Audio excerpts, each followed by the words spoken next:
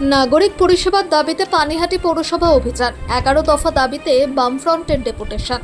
পানিহাটি পৌরসভার নাগরিক পরিষেবা স্বাভাবিক করার দাবিতে বৃহস্পতিবার পানিহাটি বামফ্রন্টের উদ্যোগে পৌরসভা অভিযান, বিক্ষোভ এবং ডেপুটেশন কর্মসূচি পালিত হয়। বৃষ্টিকে উপেক্ষা করে বিপুল সংখ্যক কর্মী সমর্থক এই কর্মসূচিতে অংশ নেন। সিপিআইএম এর পানিহাটি 1 নম্বর এরিয়া কমিটির কার্যালয় থেকে একটি মিছিল শুরু হয়ে Sodepur station road, BT road হয়ে পানিহাটি মিউনিসিপ্যালিটির সামনে পৌঁছায়।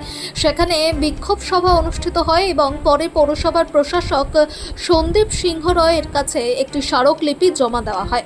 বামফ্রন্টের পক্ষ থেকে জানানো হয়, এর আগে ডিওয়াইএফআই এর পানিহাটি 2 নম্বর আঞ্চলিক কমিটি আগরপাড়ার 3টি ওয়ার্ডে গণস্বাক্ষর অভিযান চালিয়েছিল।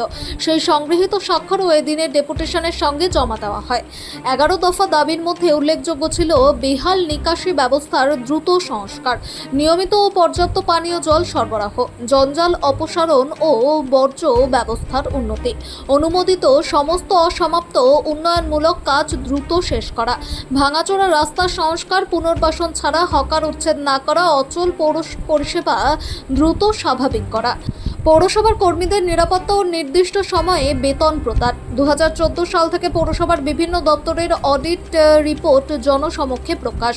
কর্মসূচিতে উপস্থিত ছিলেন কলতান দাশগুপ্ত, ঝন্টু মজুমদার, দুলাল চক্রবর্তী, চরণ চক্রবর্তী, দেবজ্যোতি চক্রবর্তী, ফরওয়ার্ড ব্লকের নেতা স্বপন দাস, আরএসপি নেতা ও প্রাক্তন উপপুরপ্রধান পঙ্কজ দাস, দিলীপ দে, নীলমণি বিশ্বাস এবং আশুতোষ বাসু সহ বামফ্রন্টের বিভিন্ন শরিক দলের নেতাকর্মী, ছাত্র, যুব ও মহিলা সংগঠনের সদস্যরা।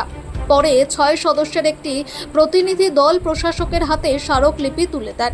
প্রতিনিধি দলে ছিলেন কলতান দাশগুপ্ত, দুলাল চক্রবর্তী, স্বপন দাস, পঙ্কজ দাস, নীলমণি বিশ্বাস এবং দিলীপ দে। বামফ্রন্টের অভিযোগ, পানিহাটি পৌরসভার নাগরিক পরিষেবা দীর্ঘদিন ধরে অচল অবস্থায় রয়েছে এবং সাধারণ মানুষ নিত্যদিন সমস্যার সম্মুখীন হচ্ছেন। তবে এই অভিযোগগুলির বিষয়ে পানিহাটি পৌরসভার পক্ষ থেকে এখনো কোনো আনুষ্ঠানিক প্রতিক্রিয়া পাওয়া যায়নি। পানিহাটিতে জলের সমস্যা, জমা জলের সমস্যা, পরিশ্রুত পানীয় জলের সমস্যা, জঞ্জালের সমস্যা, এগুলো গোটা এলাকার মানুষ জানেন। দীর্ঘদিন ধরে এখানে একটা অচলাবস্থা চলছে।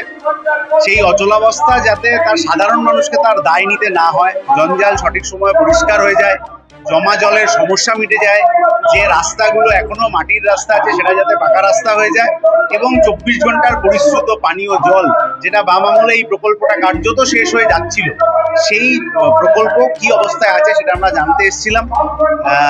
নতুন প্রশাসক নিয়োগ হয়েছেন, তিনি সময় লাগবেন বলেছেন, আমরাও সময় নির্দিষ্ট করে দিয়ে এসেছি। তার মধ্যে এই সমস্যার সমাধান না হলে তাহলে অবশ্যই আমরা ভবিষ্যতে আরো বড় ধরনের লড়াইতে আসবো, সেই কথা আমরা বলেছি।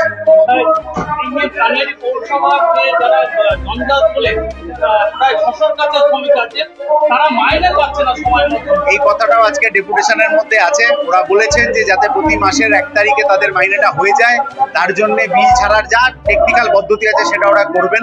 যারা জঞ্জাল সাফাই করেন তাদের যে সিকিউরিটি কিট দিতে হয়, গামবুট, গ্লাভস ইত্যাদি, সেগুলোও তারা ভবিষ্যতে দেওয়ার ব্যবস্থা করবেন।